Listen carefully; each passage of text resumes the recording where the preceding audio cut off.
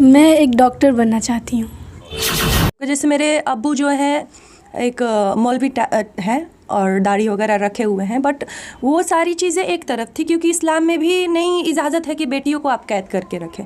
तो वो सारी चीज़ें देखते हुए हर एक फ्रीडम हम लोग के अब्बू ने दिया है। बट लोगों परिवार में बेटा और बेटी को दो नज़रों से देखा जाता है, लेकिन एक ऐसे परिवार के बीच आज हम मौजूद हैं जहां पर इस परिवार के बेटियों ने भी ये साबित कर दिया है कि बेटा और बेटी में कोई अंतर नहीं है। और ख़ास करके हमारे बगल में बाएं के तरफ जो बच्ची बैठी हुई हैं, जिनका चेहरे पर मुस्कान है, ये कहीं ना कहीं पूरे गोपालगंज में 1 नंबर स्थान और पूरे बिहार में 7वां स्थान ला करके साबित कर दिया इन्होंने कि बेटियां भी बहुत कुछ कर सकती हैं और अच्छा से कर सकती हैं। तो सबसे पहले तो फातिमा निसार हमारे बीच मौजूद हैं और 482 अंक के साथ इन्होंने बिहार में 7वां स्थान और गोपालगंज में प्रथम स्थान लाया है। तो इसके लिए बहुत बहुत शुभकामनाएं और बहुत बहुत बधाई। कैसी है? थैंक यू सर, बहुत अच्छी हूँ, ठीक हूँ। टॉपर लिस्ट में नाम आने का राज क्या है? राज तो ज़्यादा कुछ नहीं है, बस पढ़ाई है पीछे और कुछ नहीं। सिर्फ मेहनत और पढ़ाई? हाँ, बस लगन से मेहनत और पढ़ाई। सही बताइएगा, आपको उम्मीद था कि आप जिला में प्रथम स्थान लाएंगी, स्टेट में 7वां रैंक आएगा? मतलब उम्मीद का तो नहीं पता, लेकिन एक चाहत होती है ना, वो दिल में चाहत की कि मुझे टॉपर में अपना रैंक लेके आना है। वाह, उम्मीद नहीं था, चाहत था, और चाहत के पीछे इनकी मेहनत थी और उस मेहनत ने इनके चाहत को पूरा किया। तो एक बार और हम आपको बधाई देंगे कि आपकी चाहत में दम थी और तभी आपके चाहत ने जो है कि इस मुकाम को हासिल करने में आपका सहयोग करा। बहुत ऐसा होता है कि जब आदमी का रिजल्ट आता है, मतलब बच्चों का रिजल्ट आता है, तो बच्चे फूल जाते हैं। उनको लगता है कि अब हम बहुत तेज़ हैं, स्कूल में तेज़ हैं, जवार में तेज़ हैं, जिला में हम 1 नंबर पर स्थान है। और वो क्या होता है ना कि वो उनका बस वही माला जपते हैं कि मैं तेज़ हूँ, और आगे चल करके वो लुप्त हो जाते हैं। तो फातिमा निसार क्या कहेंगी इसके बारे में? नहीं सर, ये तो बस पहला पड़ाव था, इसके बाद तो और भी मेहनत करना है क्योंकि अब पढ़ाई और ज़्यादा होगी, वैसे भी सिलेबस भी ज़्यादा होने वाला है, और मेहनत करके और अच्छा करना है। अब लुप्त नहीं होना है। लुप्त नहीं होना है। गोपालगंज का नाम पूरे बिहार पर जो है कि ला के रहना है। 1 नंबर पर स्थान आएगा अगले बार इंशाल्लाह, मेहनत करूँगी मैं। वाह, चलिए, बिटिया का मेहनत रंग लाया है और फिर आगे और भी जोश और जुनून के साथ मेहनत करने वाली हैं। और बनना क्या है, आगे चल के क्या करना है? मैं एक डॉक्टर बनना चाहती हूँ। डॉक्टर बनेंगी। डॉक्टर के लिए नीट क्वालिफाई करना पड़ता है। नीट क्वालिफाई करने के लिए काफ़ी मेहनत करना पड़ता है। आपके पास दो चुनौतियां हैं, एक तो इंटरमीडिएट रहेगा और साथ ही नीट रहेगा। काफ़ी स्ट्रगल करना पड़ेगा। शायद घर पे रह के संभव हो पाएगा? अभी तो इंटरमीडिएट तक तो यहीं रहना है बिहार में, उसके बाद से नीट की प्रिपरेशन करने के लिए शायद बाहर जाऊंगी मैं। अच्छा, तो इंटरमीडिएट और नीट दोनों साथ में नहीं करना, इंटरमीडिएट का ही तैयारी करना है फ़िलहाल? साथ में नीट का भी रहेगा मेरा, साथ में स्टार्ट कर दूंगी मैं अभी से। पिताजी क्या करते हैं? वो विदेश में रहते हैं। अच्छा, और अम्मी? अम्मी हाउसवाइफ हैं। कितने भाई बहन हैं आप लोग? 5 बहन। 5 बहनें हैं। सबसे छोटी हैं आप? जी। और 4 बहनें क्या करती हैं? मेरी बड़ी बहन वो अभी फ़िलहाल तो दिल्ली में रहती है, और सेकेंड वाली बहन जो है वो आंगनबाड़ी सेविका है, थर्ड वाली बहन टीचर है, और फोर्थ वाली बहन भी टीचर है। फोर्थ वाली बहन निजी विद्यालय प्राइवेट में पढ़ाती हैं? जी सर। और आप कितना देर पढ़ती थी? मतलब रोज़ाना 7 से 8 घंटा पढ़ती थी मैं। अच्छा, देखिए, 7 से 8 घंटा पढ़ना ज़रूरी होता है। मतलब बहुत लोग 8 घंटा 7 घंटा पढ़ते हैं, लेकिन उनका रिजल्ट जो है कम आ जाता है, शून्य आ जाता है। तो पढ़ाई करने का तरीका बहुत ज़्यादा समय ज़रूरी है कि कम समय में भी अच्छा से पढ़ा जा सकता है। पढ़ाई में घंटे मैंने मतलब नहीं करते कि आप कितने घंटे पढ़ रहे हैं। पढ़ाई में ये करता है कि आप उतने घंटे में आपने कितना सीख लिया। आप अगर 2 घंटे में भी सीख सकते हैं। बहुत सारे बच्चों की क्षमता अलग अलग होती है। कोई बच्चा बहुत जो तेज़ होता है IQ लेवल का, वो 2 घंटे में भी वो चीज़ें सीख जाता है जो एक नॉर्मल एवरेज बंदा 8 से 10 घंटे में भी नहीं सीख पाता है। तो आप कितने घंटे में कितने चीज़ें सीख रहे हैं, ये मैटर करता है। फातिमा निसार के घर पे जब कॉल आया था बोर्ड से, तो किसने फ़ोन उठाया था? मैंने ही उठाया था। और क्या पूछा गया था? मतलब मुझसे बताया गया था कि आपका टॉपर लिस्ट में आने की संभावना है, आपको आके पटना बोर्ड में अपना इंटरव्यू देना होगा। कैसा अनुभव हुआ था? पहले तो विश्वास नहीं हो रहा था मुझे कि ये सच्ची में कॉल आया है या फिर ऐसे फेक कॉल है, लेकिन फिर टीचर से पूछने के बाद पता चला कि नहीं, ऐसे कॉल आते हैं, तुमको जाना होगा। किस विद्यालय से आपने पढ़ाई किया है? DAV हाई स्कूल गोपालगंज से। DAV हाई स्कूल गोपालगंज की छात्रा हैं, और जब पहले बार इनका फ़ोन आया था तो इनको विश्वास नहीं हो रहा था कि सही में फ़ोन आ रहा, चूँकि फ़ेक कॉल भी आते रहते हैं बहुत सारी चीज़ें, तो इनको फेक लगा था। और उसके बाद से अगला प्रतिक्रिया क्या था? उसके बाद से जब पता चल गया तो मैंने फिर से पढ़ाई करना शुरू कर दिया और अच्छे से कि अब तो इंटरव्यू देने जाना है। हाँ। इंटरव्यू के लिए प्रिपेयर होने लगी? हाँ। कई जब वहाँ पे पहुँची तो क्या हुआ, मतलब मेन गेट से लेकर के और अंत तक, जब वहाँ से इन से लेकर आउट तक, बोर्ड के अंदर इन जब हुई तब से लेकर आउट तक का क्या सफ़र रहा? जब मैं वहाँ गई थी तो अभी गेट लॉक था। उसके बाद से गार्ड अंकल जब गेट खोले तो हम लोग अंदर गए। मैं कितना बजे? 8:30 बजे सुबह में? हाँ। मैं और मेरी बहन गए थे और फिर अंदर ले जाया गया। मुझे एक रूम में बहुत सारे स्टूडेंट थे, लगभग 250 तक करीब। सारे बच्चों को चेयर पे बैठा दिया गया और जितने भी सारे गार्जियन गए थे साथ में, उनको अलग रूम में बैठा दिया गया। वहाँ से हम लोगों को मेरा अपना रोल नंबर, रोल कोड लिख के दिया गया एक पेज पे, और उसको लेके फिर कॉपी फाइल, जितने सारे हम लोग बोर्ड्स में कॉपी लिख के आए थे वो कॉपी फाइल एक साथ थी, और वो टीचर्स के पास थी, हम लोग के पास नहीं। और टीचर्स के पास ले जाके फिर बैठा दिया गया। बारी बारी से 6 टीचर के पास ले गया।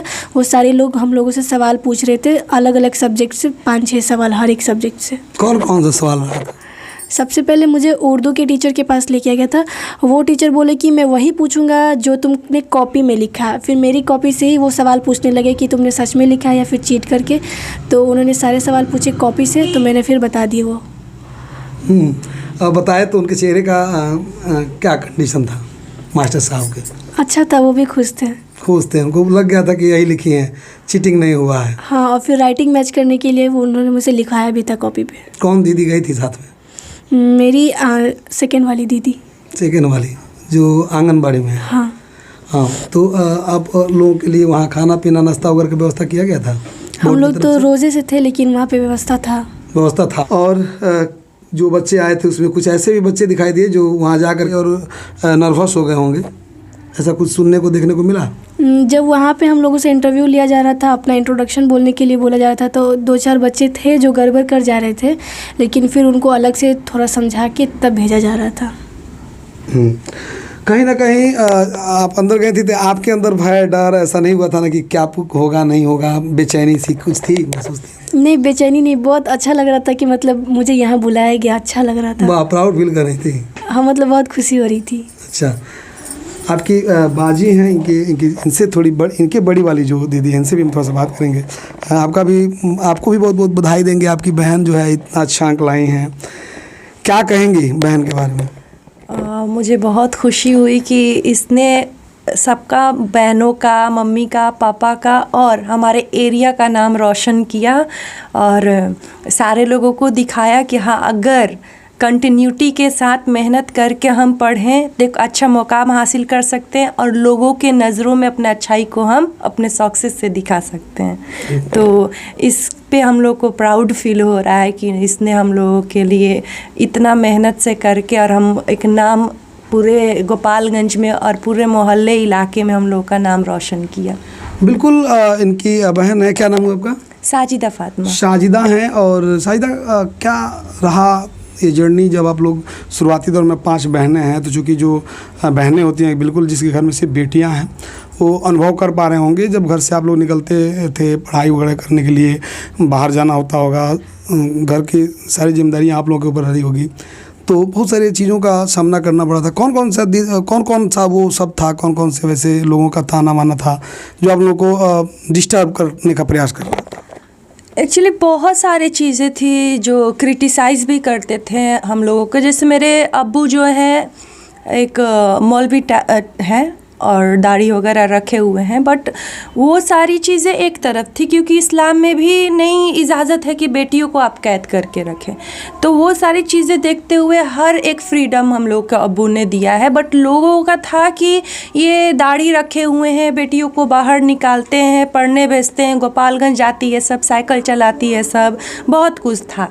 बट होता है ना कि आप शांति से अपना हार्ड वर्क करते जाए, one day your success will give the answer. तो वही हुआ कि हम लोगों ने सुना, डिप्रेशन टाइप का तो होता था कि लोग क्या क्या बोल रहे हैं, दुख भी होता था, लेकिन हम लोग अपने अब्बू को इज़्ज़त को देखते हुए उसको हर एक काम करते गए और उसके बाद से जब हम लोगों ने अच्छा कर दिखाया तो आज वही लोग बोलते हैं कि हाँ उन बेटी हो तो निसार अहमद की बेटी जैसी हो। सब बाहर निकलते हुए भी सक्सेस भी पाई सब और माँ बाप का इज़्ज़त भी रखी सब। कहीं ना कहीं वो लोग बधाई ज़रूर दे रहे होंगे और उन लोगों को ऐसा महसूस हो रहा है कि काश हम भी अपने बेटियों को थोड़ा दायरे में रखते हुए अगर छूट दिए होते तो आज बेटियां हमारी भी कुछ अच्छी कर रही होती और निसार साहब के बेटी के जैसे आज इतिहास रचने का काम कर दी। तो ऐसा हो रहा है ना? जी बिल्कुल हो रही हैं, क्योंकि एजुकेशन जो है ना मस्ट इम्पॉर्टेंट है लड़कियों के लिए, कि एक एजुकेशन लड़की को मिलती है ना तो पीढ़ी दर वो आगे बढ़ाएंगे उनको। तो जब कुछ ऐसा चीज़ें हो जाती है ना इंसान के लाइफ में कि लाइफ के बारे में, हम फ्यूचर के बारे में नहीं जानते, तो जो लोग बोला करते थे ना कि बेटियां पढ़ने जा रही हैं, बाहर निकल रही है, तो पढ़ाई रिलेटेड तो उन लोग के माइंड में था नहीं, सिर्फ इतना था कि बाहर निकलती हैं, किस लिए क्यों निकला जा रहा है ये नहीं था। बट उन लोगों को भी रियलाइज़ हो गया कि एजुकेशन मस्ट इम्पॉर्टेंट है स्पेशली लड़कियों के लिए, ताकि कुछ ज़िंदगी में उनके आए तो उस एजुकेशन के सहायता से, बल से वो अपने आप के लिए खड़ी हो सके। तो आज वो लोग बोलते हैं कि हाँ बेटियों को भी पढ़ाना चाहिए, आज वो खुद ही बोलते हैं। आपके गांव के कोई बच्चा बच्ची इसके पहले, आपकी बहन के पहले टॉप अप किया था कि नहीं? अभी तक तो ऐसा नहीं हुआ है, किसी ने टॉप नहीं किया था इस इलाके में। इवन प्रखंड पर भी नहीं रहा? नहीं, प्रखंड पे भी नहीं रहा लो। बहुत बड़ी कामयाबी है इस गांव के लिए।